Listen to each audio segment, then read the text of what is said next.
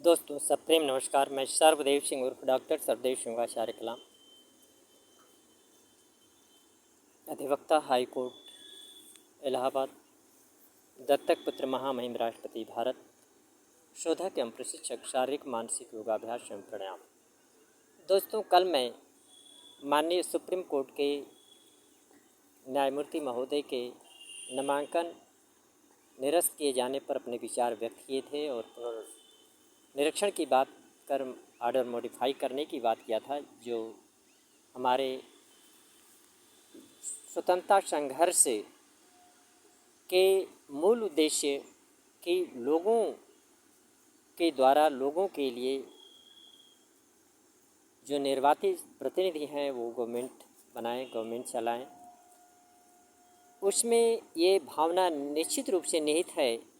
कि वो चाहे अमीर हो चाहे गरीब हो, भारत के हर लोगों को जैसा कि संप्रभुता निहित की गई है, वैसे ही अवसर की समता और आर्टिकल 13 में लिव विद डिग्निटी तमाम ऐसे अधिकार हैं वो सुरक्षित रहें। और ये सब मिल कर के ये अपने आप में संवैधानिक निहितार्थ है कि नामांकन और निर्वाचन प्रतिनिधि प्रत्याशी होना अपने आप में मौलिक अधिकार है। ये अपने बहुत ही सोचनीय विषय है कि हमारे निर्वाचन प्रक्रिया में मतदान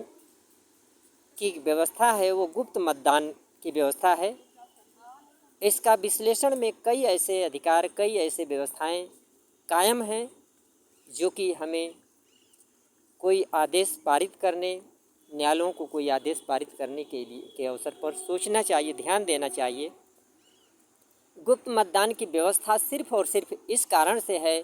कि मतदान के पूर्व और मतदान के बाद किसी को इल्लीगल ढंग से मनी मसल पावर के प्रयासों से लोगों को बचाया जा सके, भारत के लोकतंत्र को मजबूत किया जा सके।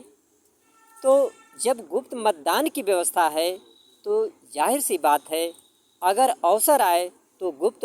निर्वाचन प्रक्रिया के लिए गुप्त नामांकन और प्रत्याशी की घोषणा भी